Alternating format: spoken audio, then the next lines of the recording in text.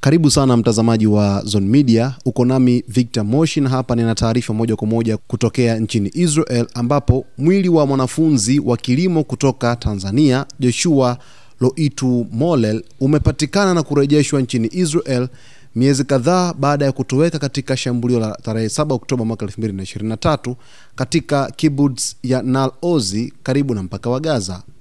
Kwa mujibu wa mamlaka za Israel, mabaki ya mwili wa Mollel yamefanyiwa uchunguzi wa kitabibu na kuthibitishwa rasmi kuwa ni yake.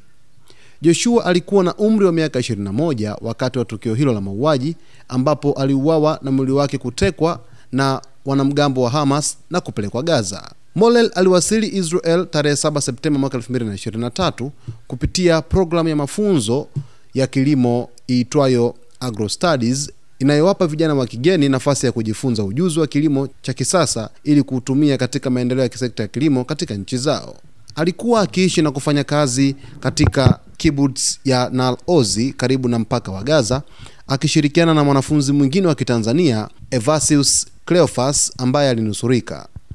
Wakati wa shambulio, Joshua alikuwa akifanya kazi katika shamba la maziwa la kibbutz hiyo, na aliendelea kuwasiliana na Cleophas kwa saa kadhaa kabla ya mawasiliano kukatika.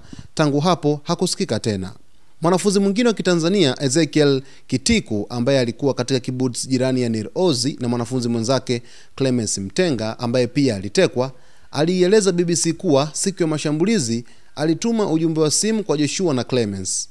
Walisema kuna roketi nyingi zinazotoka Gaza na kwamba wanaenda mafichoni, alisema, lakini baada ya saa chache hawakujibu tena. Wanafunzi wa Kitanzania waliokuwa wakisoma nchini Israel wameendelea kumkumbuka Joshua kwa upendo mkubwa, wakimtaja kama kijana jasiri, mwenye bidii na mwenye moyo wa matumaini. Baada ya kutoweka kwake, familia yake pamoja na shirika lisilo la serikali la Israel Hotline for Refugees and Migrants HRM walifanya jitihada kubwa kupata taarifa zake. Hatimaye tarehe 13 Desemba 2023, Wizara ya Mambo ya Nje ya Israel ilimjulisha baba yake Loitu Mollel kuwa mwanawe alikuwa ameuawa na mwili wake unashikiliwa na Hamas. Hata hivyo, taarifa hizo zilikumba utata baada ya video za kutisha zikionyesha tukio la kutekwa na kuuawa kwake kusambazwa kwenye mitandao ya kijamii bila ridhaa ya familia, jambo lililosababisha maumivu makubwa kwao. Tarehe 24 Disemba 2023, baba yake pamoja na mpwa wake walisafiri kwenda Israel. Walitembelea kibbutz ya Nal Ozi, walikutana na maafisa wa serikali na kuhudhuria sherehe ya kumbukumbu ya mwana wao. Waziri wa mambo ya nje wa Tanzania kwa wakati huo, January Makamba, alisema kupitia taarifa yake kwamba kwa mujibu wa mamlaka za Israel, Joshua aliuawa mara tu baada ya kutekwa na Hamas, na kuongeza kuwa baba yake atasafiri kwenda Israel kwa mara nyingine akiongozana na afisa wa serikali kupata maelezo zaidi. Joshua alikuwa mtoto wa kwanza kati ya watano na alihitimu diploma ya masomo ya kilimo katika chuo cha kilimo kilichopo Morogoro. Safari yake kwenda Israel ilikuwa ni mara yake ya kwanza kabisa kutoka nje ya Tanzania.